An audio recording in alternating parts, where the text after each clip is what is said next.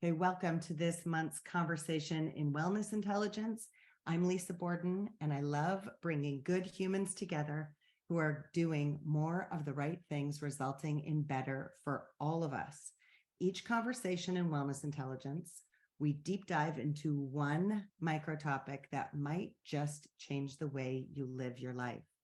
Today, we're deep diving into organic food. Does it make a difference? Casual, fun, and solutions focused, even when the topics are serious. These are conversations. They are judgment free, they are open ended, and we have no set agenda here. I hope you're going to leave this conversation with a different understanding of organics and a little more wellness intelligence. And today we have Chris and Aviad joining us. And I just want to let you guys introduce yourselves and why you're here. Chris, what is your interest and connection to organic food? Well, so I myself am a farmer. You can see we have a crop of cannabis just behind me here. On our farm, we also raise rotationally grazed grass-fed beef cattle, rotationally grazed pasture-raised pork, pasture-raised chickens, as well as pasture-raised hens for eggs. We also produce honey. We have a small tiny home on the property and our young family here. So we don't use any synthetic herbicides, fertilizers, or pesticides anywhere on our farm at all. Yet we are not a certified organic farm. So I think we'll dive into that conversation as we go. But that's the gist of my connection to organic farming and farming in general. Absolutely. And thank you for being here. I appreciate you as a human and as a farmer. Oh, it's been wonderful. I'm very grateful to be here, and thank you for having me. Absolutely. And Aviad, introduce yourself and your connection to organics as a naturopathic doctor. So yeah, thank you, Elisa, for inviting me. My passion as a naturopathic doctor has always been to help people, prevent illness, as well as treat illness, but prevention is key. So I am trained as a standard naturopathic doctor, but a few years into my practice, I took some extra intensive training in environmental medicine, and this is an area that's not really taught in school. Especially if you're a medical doctor, but also naturopathic doctors are really not trained in this field. And that's really when I became aware how many of my chronically ill patients were actually experiencing illness from environmentally exposed toxins. From pesticides to solvents to heavy metals to mold toxins. So, for today's topic on organic foods, it's not something that we're all, like pesticides, we're all exposed to it. A lot of people don't sometimes recognize it and how much of a factor it could be for their health and their development for their kids, for their own long-term exposure, preventing cognitive related issues because a lot of them are neurotoxins. And this is definitely a topic that affects every one of my patients because we're all eating and we're all exposed to it. And thank you. Saying we all eat.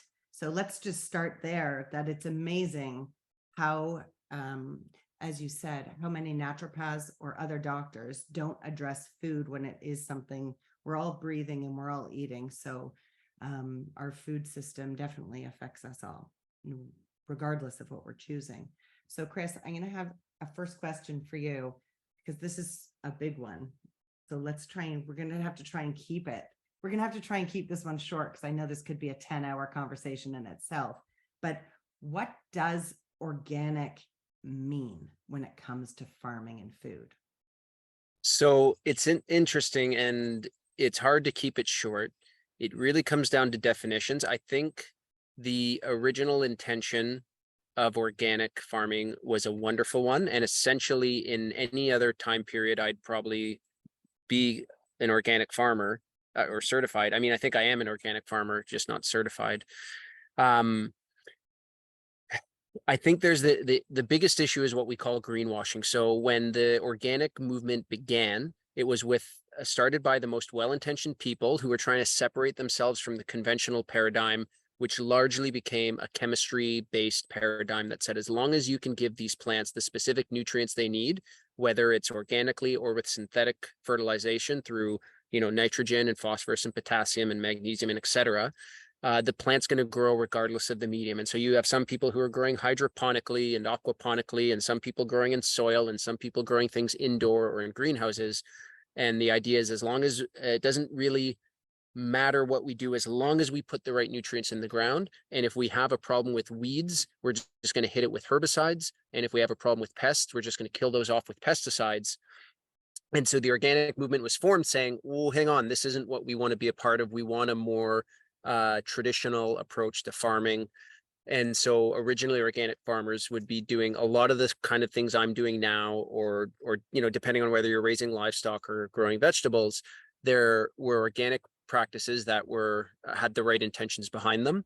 And what we see over and over and over again throughout different industries is that once there's a consumer demand for something, particularly something that demands a high price, the corporate powers that be are able to use a certain amount of influence to change and modify regulations to make things more favorable.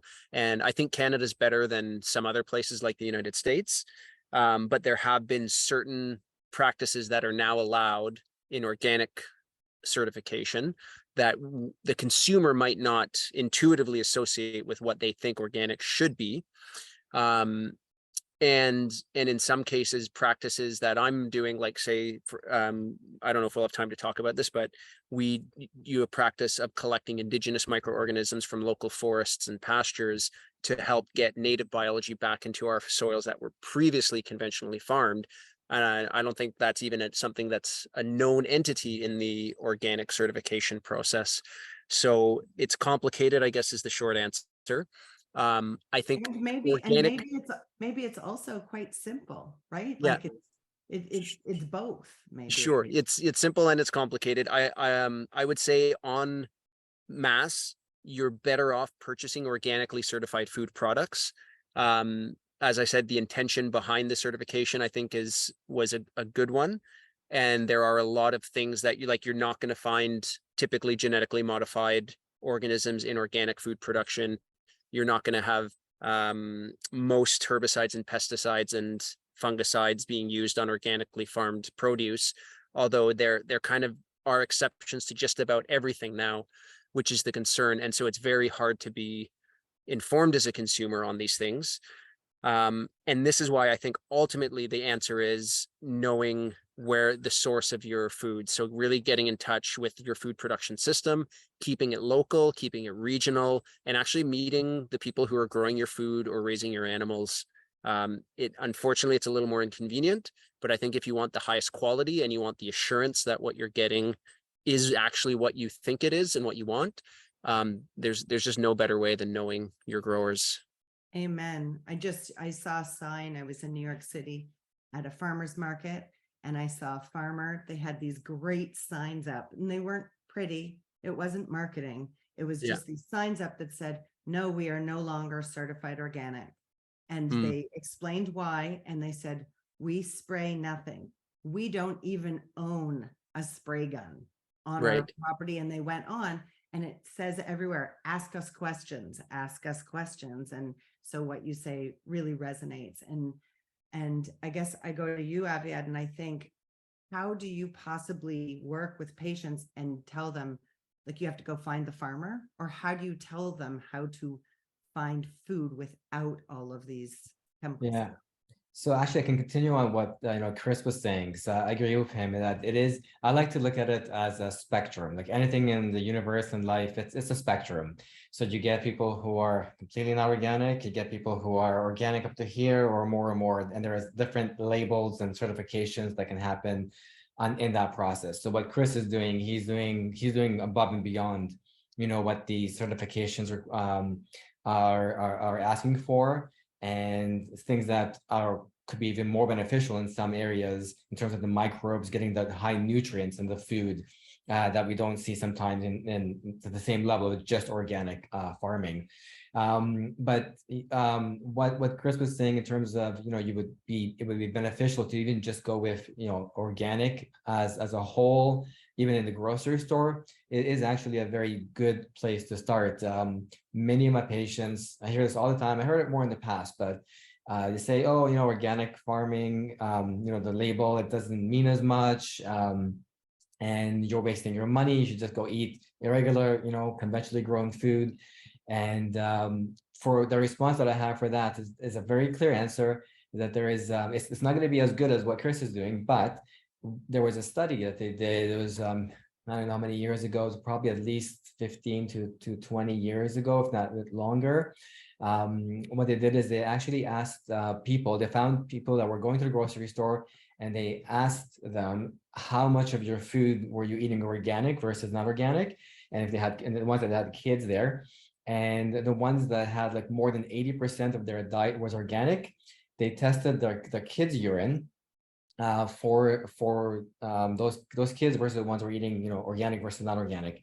And they found that even just people who were just buying stuff at the grocery store, they didn't go anywhere else. That was like their main shopping habits. They had the kids that were eating non-organic foods had 6 times more pesticides, organophosphates in their urine than the ones who were eating 80%, organic.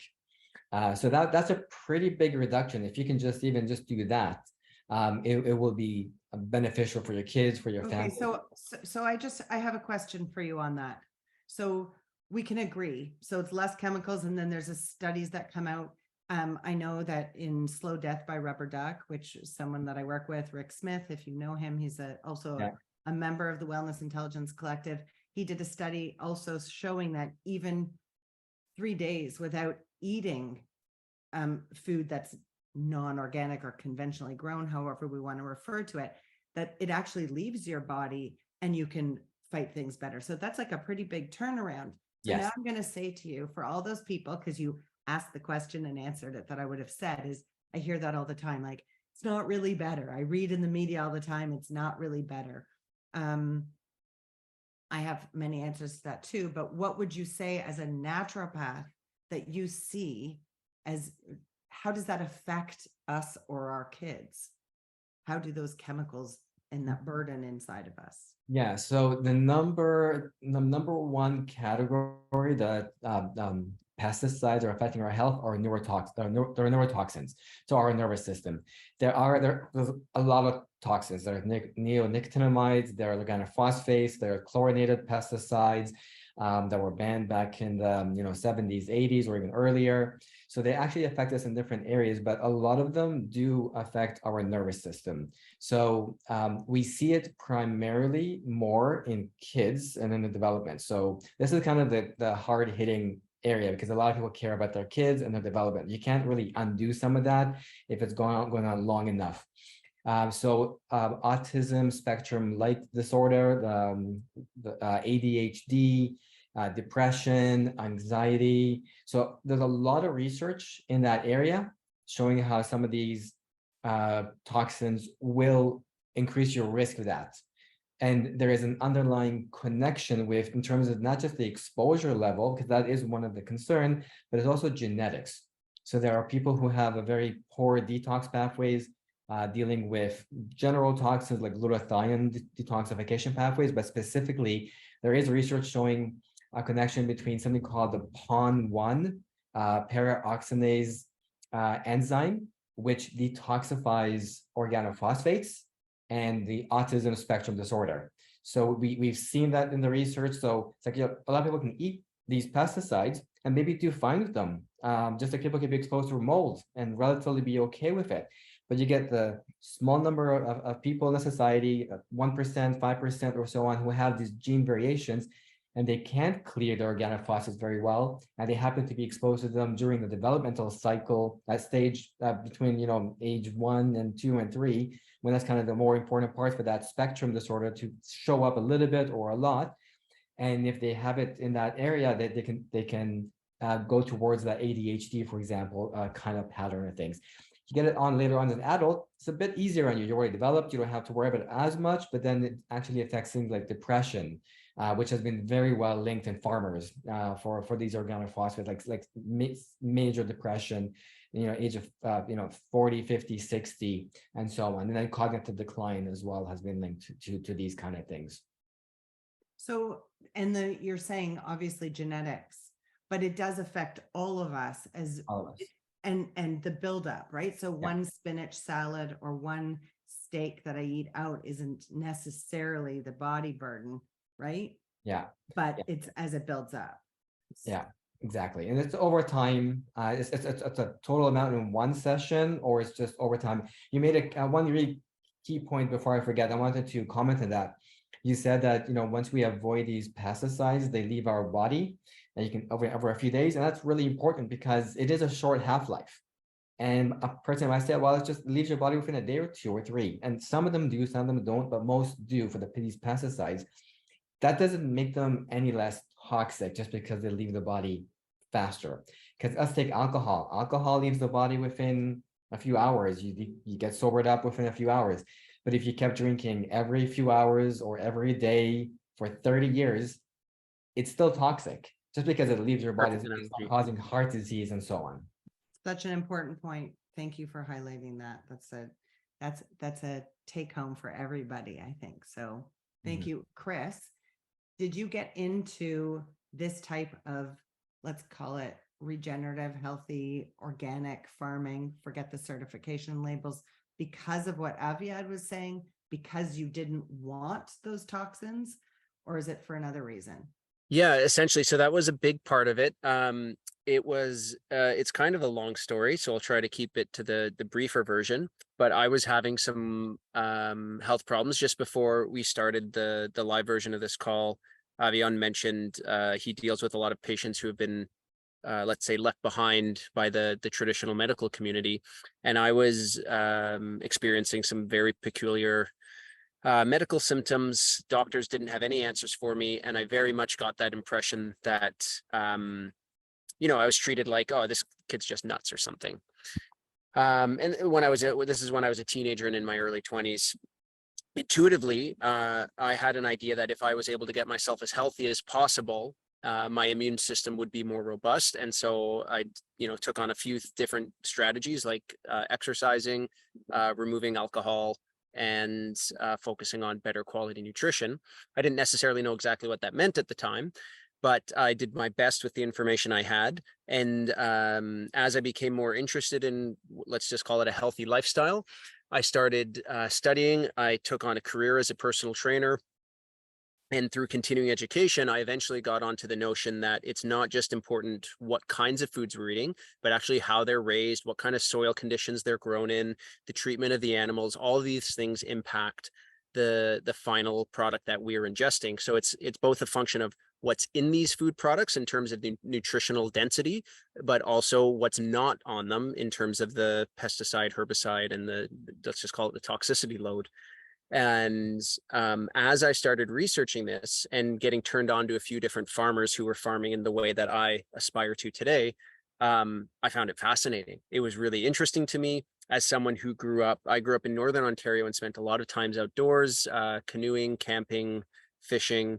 And at this time I was living in Toronto, and I really had let's just say a calling to get a little more back to nature. And so seeing these farmers working with an ecosystems model, spending time with their animals, creating environments that looked like what the milk carton in the grocery store looks like. It really, really just kind of spoke to me. And so all these things combined, the kind of the quest for a healthier diet, combined with a sense of a quest for a sense of meaning. Like I feel like producing food for a community is something that leaves me with a great sense of fulfillment at the end of the day. And then the idea of living a lifestyle where I'm outdoors, I've got my hands in the dirt, I'm spending time with animals, I'm in the sunshine. And then of course I'm producing good quality food for my own family and my own community. All of those things kind of combine to lead me to where I am today. And why I decided to raise animals and grow food for a living, and cannabis. And what a beautiful reason. And thank you, because I really do believe that it's people like you who are doing this, that you're encouraging us to follow that way too. Even if we're not going to grow our own huge cannabis, or going to grow your own food and get your hands in soil has to matter.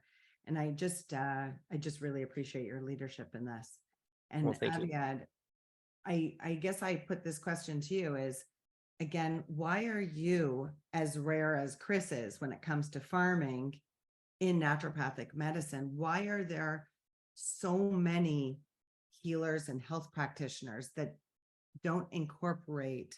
I'm not talking about nutrition from a calorie standpoint, but I'm talking about nutrition from a quality of what we're eating standpoint. Mhm. Yeah, so I think the biggest reason that a lot of doctors don't really focus on this, or even people, it's just a lack of awareness or education, but also confusion.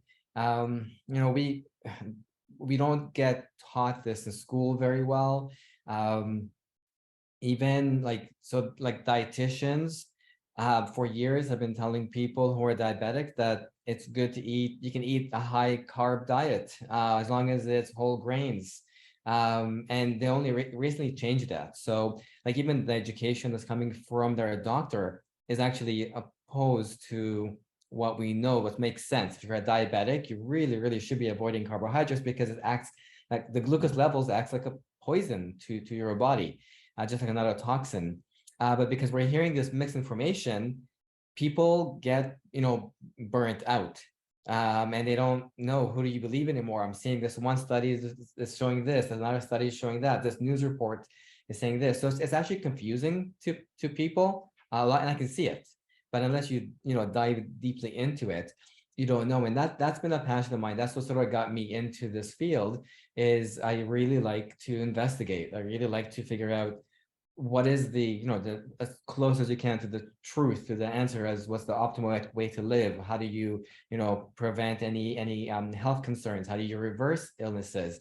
And it all comes back, Chris was saying, being in nature, growing up. It's the same thing with me. I spent most of my time growing up, I live in Toronto, but I spent a lot of time in Algonquin. That's been my go-to for vacation since most of my teenage life. It's that reconnection with nature, realizing that everything that we do, everything that how we live our life, how we eat, do we meditate, do we not, really does affect our health and our neighbors and our family and our friends around us. So it's a big integrative, ecosystem that's Right? all Everything's connected. Everything's connected. And when we put that aside, I think we lose our way when we forget about that. Yeah. I watched a documentary when it came out. Eva Longoria did it. I don't know if you guys have seen it. It's called Food Chains. Haven't And seen that one. No. it's fantastic. It basically traces the life of a tomato. And I thought, I'll never look at a tomato the same way again. And it was one of the things that inspired me to write weekly lessons in empathy economics, which is, what we do at the Wellness Intelligence Collective is empathy economics matters, which is trace what you're buying back to where it came from. And if you feel good about it, then enjoy it with joy. And so if you trace an organic tomato back to where it came from, potentially grown in Florida or Mexico, you're not going to enjoy that. You're not going to enjoy that knowing that there's women and children who are growing those at what cost, and whatever sprays still, right? Whether it's during growing or after, and the transportation that gets it to maybe halfway around the world before we enjoy it. So I want to go back to both of you and think, Chris, you're keeping so much out of our environment. Thank you. Like, just with whatever you're doing, right? That you are the answer to that. And are you affected by farms around you? So I mean, to a degree, the local habitat is, so the fields around me are crop farmers. So it's soy or corn or wheat being grown. And they do conventional practices and they do spray. So one of the things we did in the first year we moved on the property, we got a grant from the Nottawasaga Conservation Authority, which is our local conservation authority, and through Forest Ontario, and we planted 3,200 trees around the perimeter of our property. So we have a buffer. It's a little more than 60 feet between our farm and where any of our fields start. And then in between, we planted all these trees. So it's a mix of cedars, oaks, maples, and spruce trees. And then the neighbors have a low profile spray And so our cannabis, by regulation needs to be tested. There's microbial tests, there's pesticide tests, there's a whole battery, heavy metals tests that are done, and nothing has ever shown up on a test. So we are fortunate that we're not experiencing any kind of drift that's contaminating our farm. And we thank the trees again, right? Yeah. Thank you for planting them, and thank the trees again. Yeah, absolutely. Nature wins. Yeah, trees and greens of all kinds. So the magic of photosynthesis and plant growth is that it's taking the combination of sunlight, CO2, and moisture, water, and it's pulling separating the CO2 and releasing the oxygen back up into the air and capturing the carbon and putting it into the plant and into the soil. So yeah, absolutely. The more trees we can have on our property and the more pasture meadows we can grow on our property, the better off everything is. Our animals, our soil, our atmosphere. So it's it's something we're happy to do. It was something that was on our radar when we got here, is that we're doing all these good things on our property, but if things are drifting from across the fence line, then we're out of luck. And so fortunately that hasn't been an issue for us. And I set you up a little bit with that question because I knew that your answer was going to be a good one, and I knew that you had an answer. And it just goes back to, what the three of us discussed at the beginning is you have to ask questions. Like, it's not necessarily convenient, but imagine asking your organic farmer that question about neighbors and receiving the answer that Chris just gave us, or an answer somebody else gives us. You never really know. So learning to ask questions and being curious really actually makes us be able to be our own best expert in deciding what we want to eat. So thank you again and again. Yet I want to take that and think, okay, so we have to learn to be curious and we have to learn to ask. And one of the things that I'm faced a lot is, does it really matter? Like, does it really matter? Does it really taste better? Is the nutritional better? And I come back a lot of the time because I'm trying to convince people, right? And I want everyone to make their own decisions. But one of the things that I do to appeal to people is say, consider the human health, like consider the world you're leaving, that every time you're eating something, you are creating the future. It's not just about human health. There's this whole component about the environment. And so if I'm eating organic, am I doing good for other people in terms of the soil and or if I'm not eating organic, am I creating issues for other people? How would you talk to that as someone in environmental medicine? Yeah, so basically also what Chris was saying, it's all connected. What you're saying, the economics. So if you're supporting to eat an organic diet, again, as organic as possible, supporting farms like Chris's farm, what ends up happening is that those pesticides and those chemicals don't get into the water. They don't get into the surrounding area. For example, let's just use a very obvious example that we know of, that's everybody should have some compassion towards. Nicotinamides are particular pesticides that have been explored into being the cause of some of the bee colony deaths. There are multiple theories as to what's causing the death of bees in the world, but one of them, one of the main ones that still has some merit, is nicotinamides. And what's going on is, if the bees, what do they do for us? Chris knows a lot. They pollinate our plants, the flowers. They make they help us to create the fruits, the foods that we eat. They help expand the biodiversity, the genetics from plant to plant. And if we don't have a lot of bees or any bees, we're going to lose, I don't know, Chris will probably know, probably the majority of our food supply. So basically, if you care about, first of all, the whole planet, you having access to good foods in the future, to the health of insects and other animals, then that's going to be like the most important part. That's extending outside of your own personal health goal. I always say you don't need to make a donation to an environmental cause. You can actually use that money to buy yourself better, cleaner, less sprayed food, and that's supporting directly, right, into our soil. So when you test people who do say, if I have a test, I eat organically, I choose to eat organically, I grow my own food, I buy food from someone like Chris, is that going to show up in my blood generally as a positive? Yes, yeah. So well, so we used to actually, unfortunately, what's interesting is over the years, we had a lot more tests, accessible in the States. There's a lot of American labs who can test organophosphates, pesticides, chlorinated pesticides in the blood test or in the urine, depending on which one.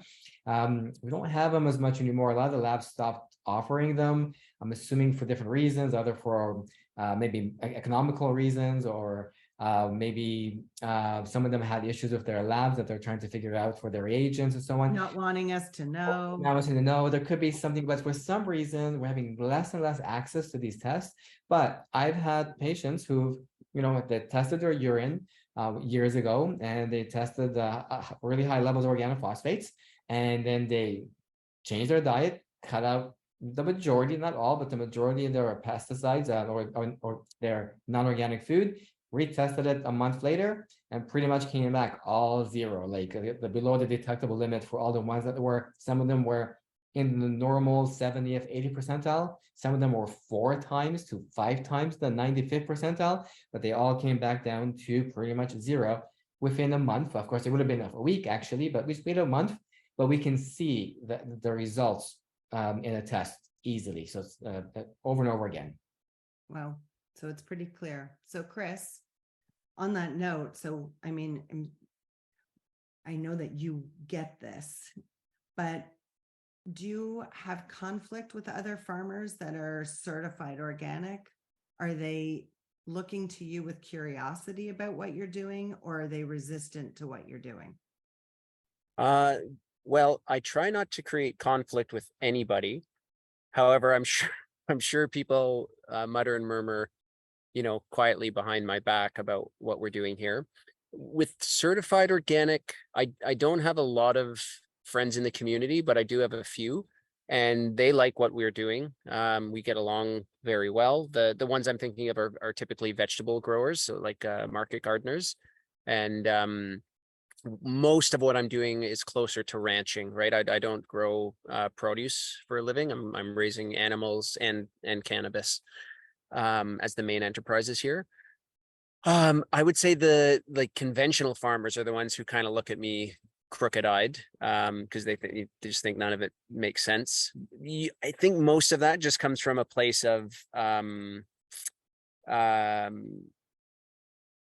understanding and not much of an interest in trying to understand. So once somebody's invested a certain amount of time in a particular path, they've spent a lot of time, they've spent a lot of financial resources. If somebody's doing something that's, almost completely different, or at least the way I say it is I'm operating from a different foundational paradigm. There's usually not a lot of interest. It's just like, oh, go away with that nonsense. Because it would take too much time and effort and finances to make the flip. And why would you invest yourself, even intellectually, into something that you're not in a position to do? At least that's my assessment. I'm sure they have their own thought. But I think from what I've seen, not growing up in agriculture and not having to go to school for agriculture, and just learning what I'm done by kind of trial and error and studying both online, volunteering at farms, chatting with people, I didn't have any kind of bias coming into this. I read a lot of books, I watched a lot of videos, I visited a few different farms, and I started doing the things that made the most sense to me, combined with my experience in the health and wellness industry. I had a tremendous amount of study, and I felt like I had a pretty good understanding of a paradigm for human health. And it sounds, I think a lot, Aviad would agree with me, I hope he would anyways, is that we are a complex system, and it's not like the medical system, Western medicine, is also very reductionist and very like a simple system, where it's you have a symptom, we have a drug, end of story, right? We want to take your symptoms, find a diagnosis, put a label on you, and then give you the treatment for that problem.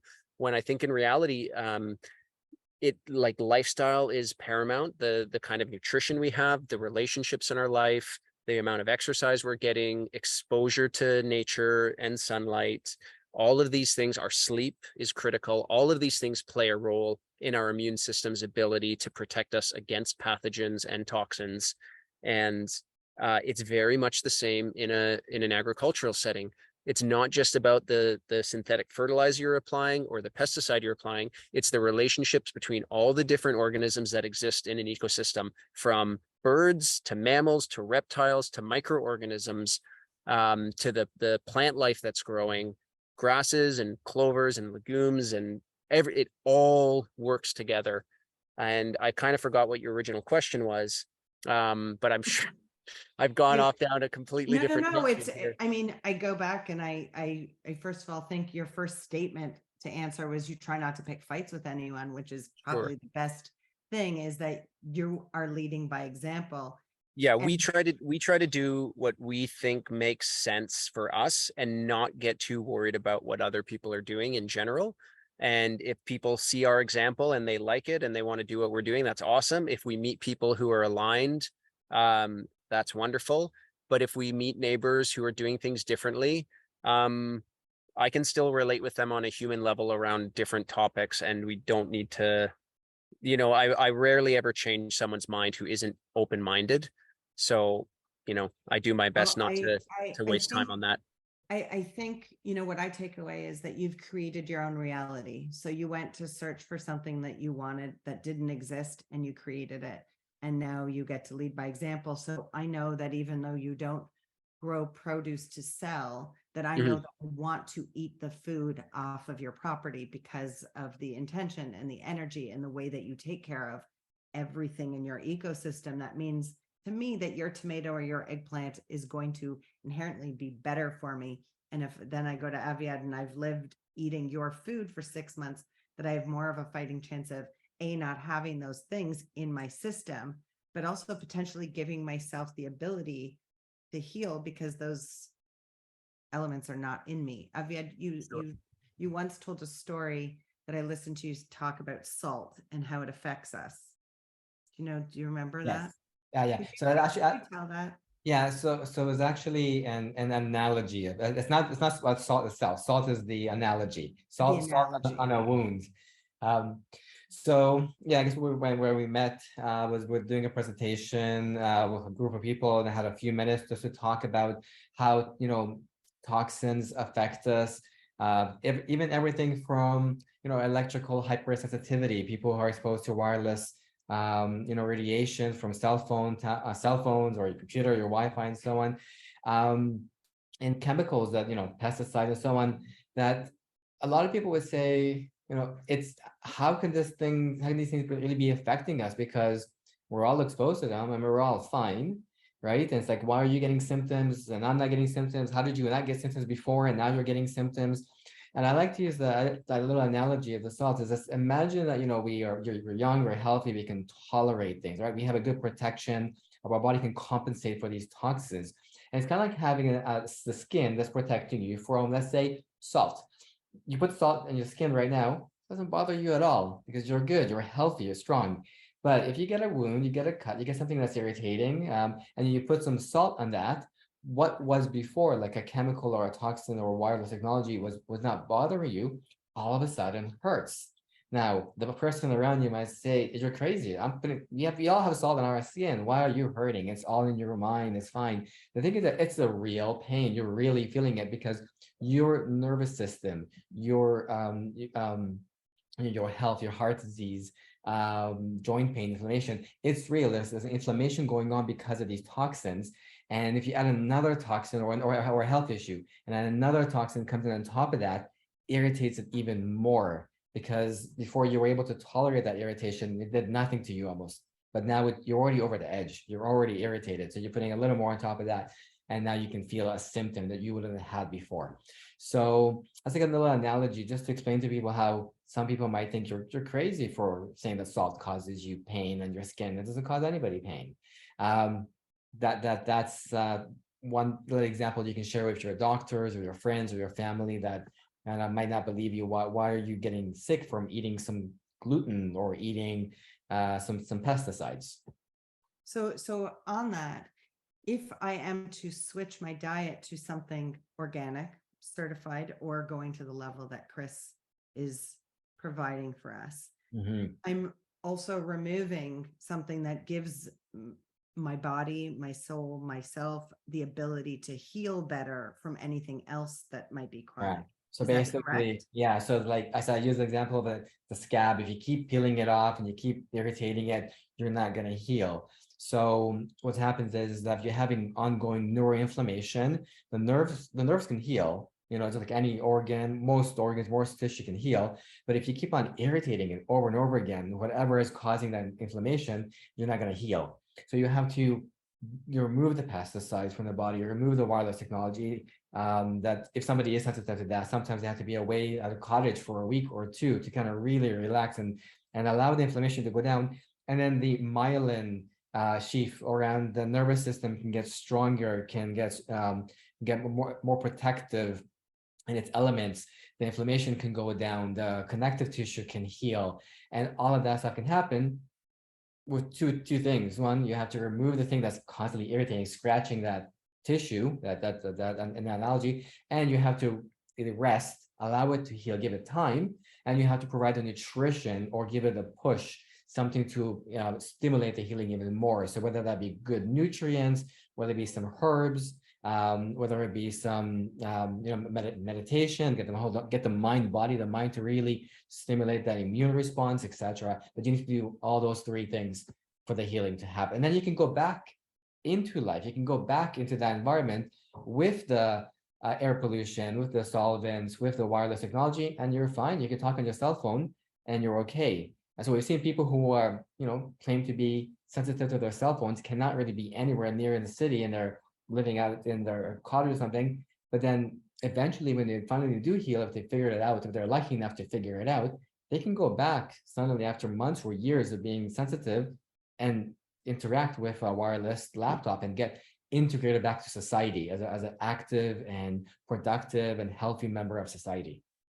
That's so hopeful too. I love that for the hope factor in here, instead of focusing on everything that's sprayed all the time and how that affects our immune system on the negative, to actually be like, this is a switch that you can actually make by switching to organic food. And I want to say that I almost feel irresponsible using that term organic. I'd say buying food from a farmer that you can ask questions to, that wants to help heal the world. I think that's too long to put on a sticker, but that's really like ultimately, what I'm pushing for in that way. So Chris, let's just talk. I keep talking about tomatoes because that's my thing, and it's summer and I think about tomatoes in my garden and at the market, and they're the best. But let's talk about meat for a second. Sure. Because the labeling is something that I just want to address, because Aviad, if you're sending your patients out to shop and you're saying, okay, buy organic food, we know that organic versus conventional is likely better. Even if there's an element of greenwashing or health washing that are involved, it's likely better. It's not likely worth your money. It's not likely worth, there's lots of other things, but it's likely better in terms of what's on it. We're not on it.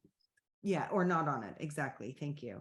And so when I go and I'm going to buy meat or tomatoes or eggs or honey, the label is not really what we need to go after. It's the story. So Chris, can you give us tidbits if we are going to a farmer's market or we are going to a market?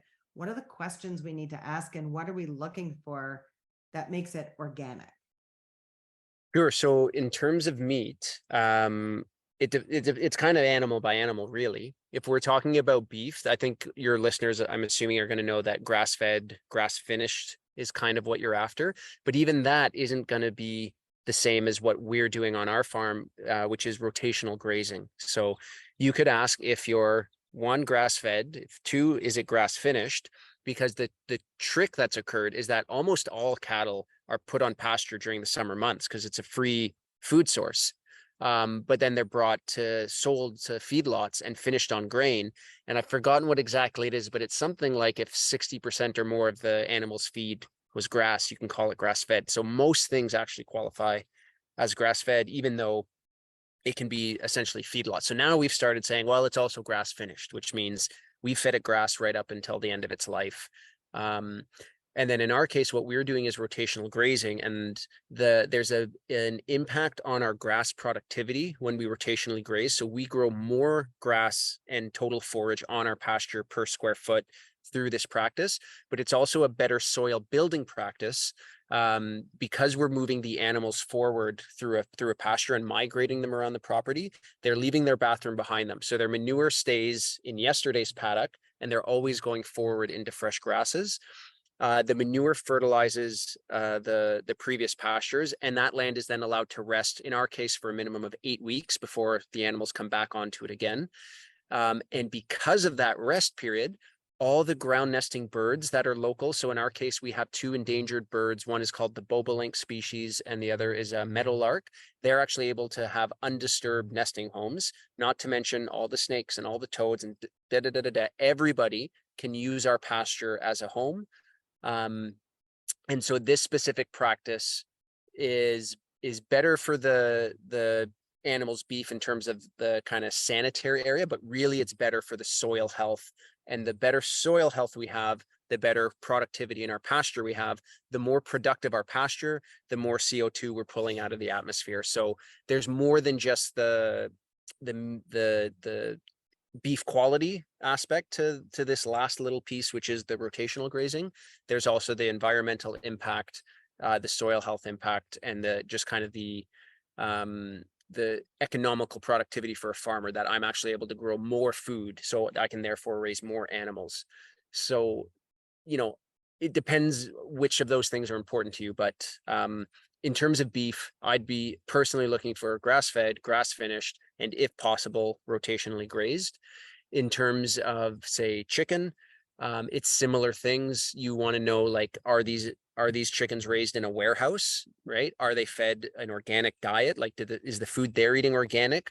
Is it just soy and corn? Because that's what most feeds are, predominantly just soy and corn.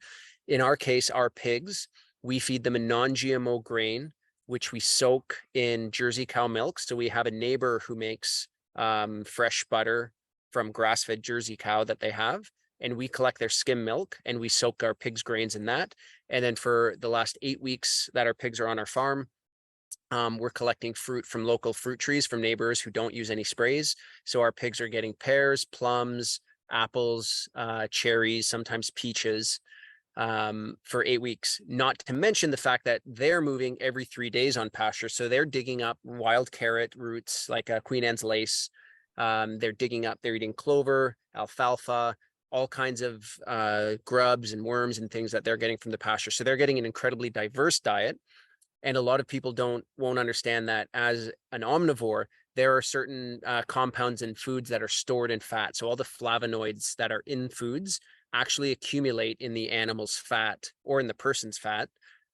So when you eat a pig who's had a diet of corn and soybeans, it's going to be a pretty bland, flavorless pig. It's going to be higher in polyunsaturated fat in the PUFAs and linoleic acid, whereas an animal who's fed a very diverse diet, including a lot of greens, milk, and fruit, you're actually going to pick up flavor notes. If you just put salt on that animal, you're going to pick up these citrusy, fruity notes in the pork, and you're going to find you don't need to layer your meat in sauces, and you don't need to put in all kinds of seasoning and rubs. You can, like, 90+% of the time, we put salt on our meat, and I smoke it. I have a nice charcoal grill, so I like doing off-heat smoking, or we'll do a braise or a roast in the oven or something like this.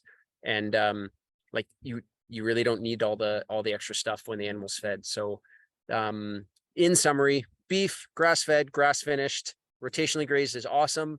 When it's pork and chicken, I'd want to ask what those animals are being fed, and what their living conditions are, right? Are they raised outdoors or are they indoors? If they're raised indoors, how much square footage are they provided? All of these kind of things are the basics. Are they given any kind of hormones? Are they given vaccinations? All Right. these kinds of things. So all of these questions, so thank you for loading us with those questions. And obviously when we hear the answers, they're going to feel right or wrong to us. Yeah. Personally, Aviad, how does that reflect in terms of our body burden and the environment that we're living in? Yeah, so definitely what Chris was saying is pretty accurate. I don't have to actually repeat too much of that.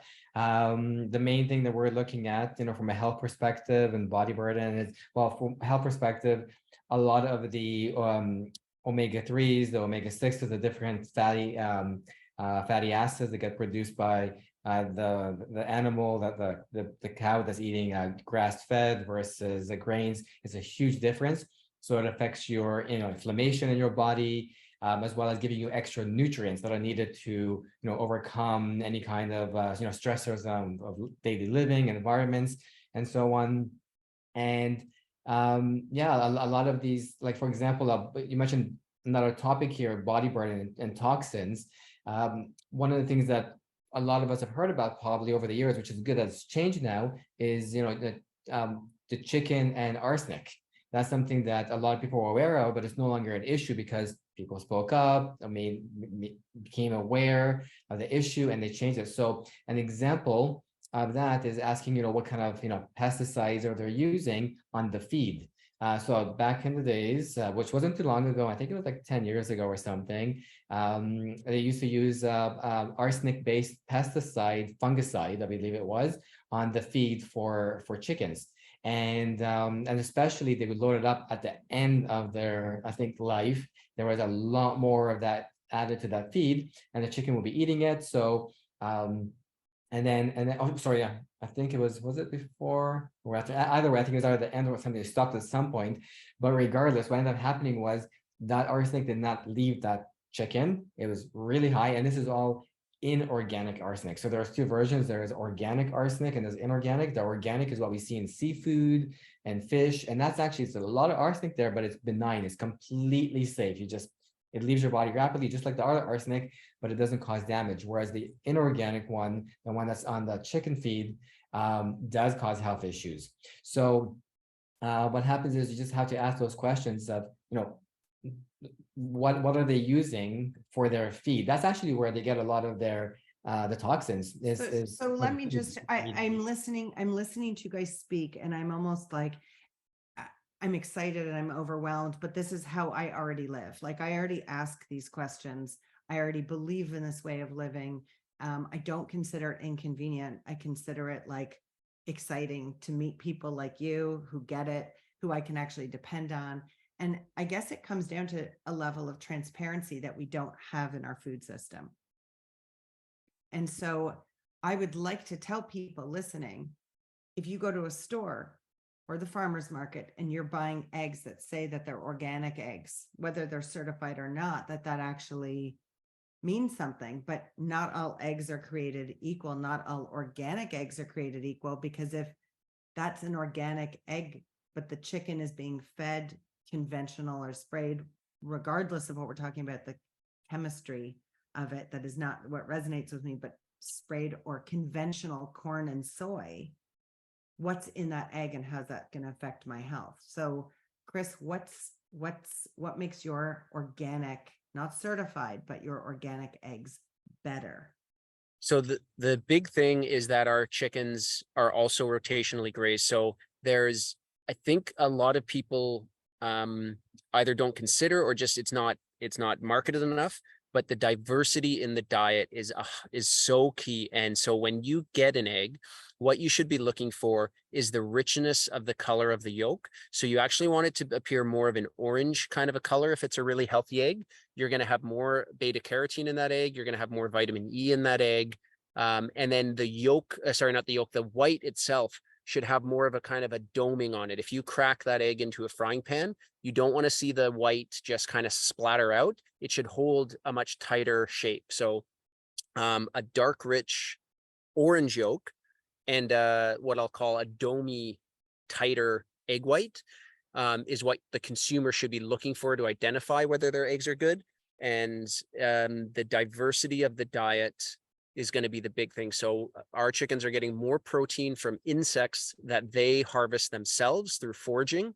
and through the greens that they're getting in their diet. Because we have mixed pastures, we have 5 different legume species in our pasture. We have over 8 unique grass species. We have different tall herbs. We have different short herbs.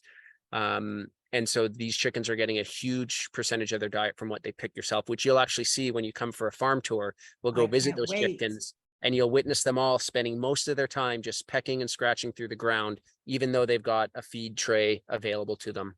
I can't wait. I can't wait for that. But Aviad, so you're listening and I see you're nodding and smiling. And it just comes back to, if you're giving one of your patients advice and you just say, like, you know, it's really good to eat eggs, eat 2 eggs every day. Is that enough? Or do you have to tell them this information? Because there's a big difference between that egg and another egg, right? Well, that depends on the patient. I have a spectrum of patients. I got the patients who are already like you and Chris, very well aware.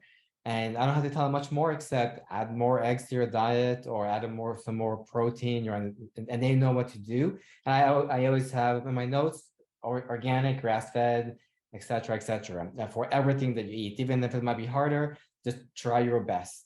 And I get the patients who don't understand any of this. This is all completely new to them.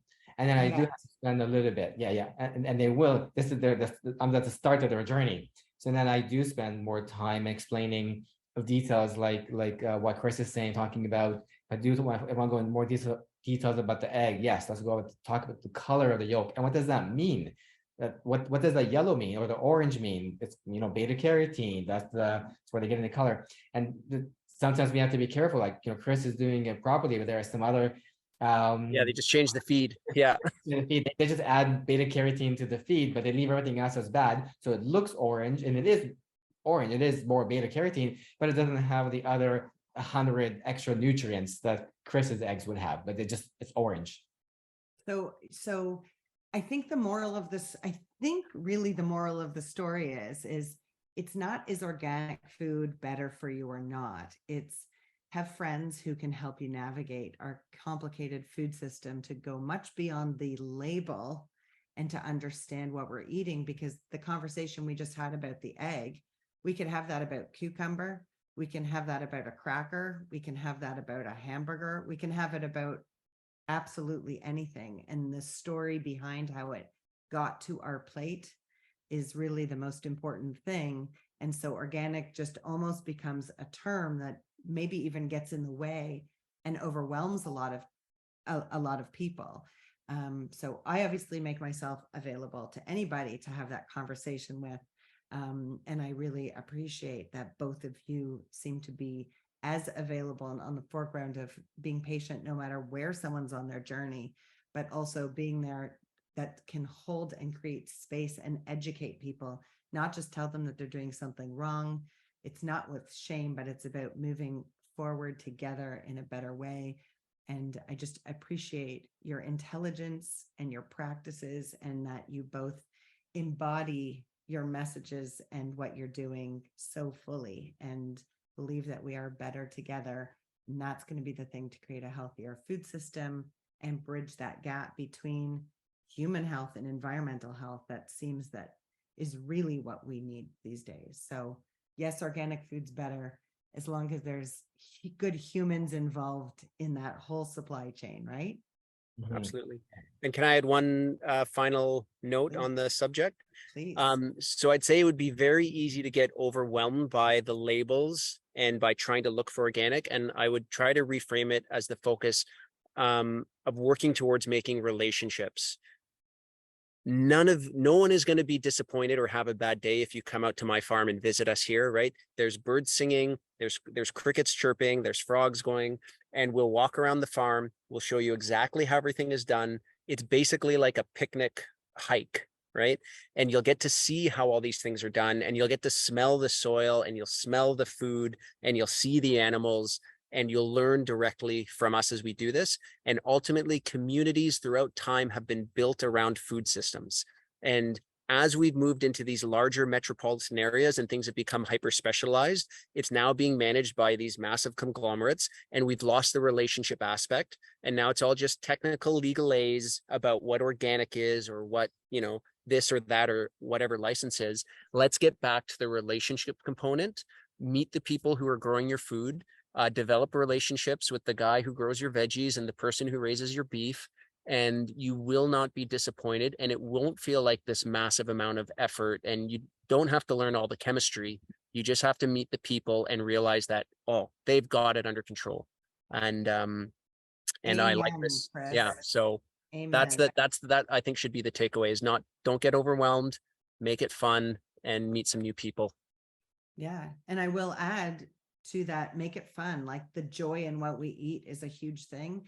And when you eat something from Chris's farm or someone like Chris who's doing that kind of work, it's going to be really easy for you to reject the other stuff, because anything that comes off of a farm like that, that's grown in healthy soil, it looks better, it tastes better.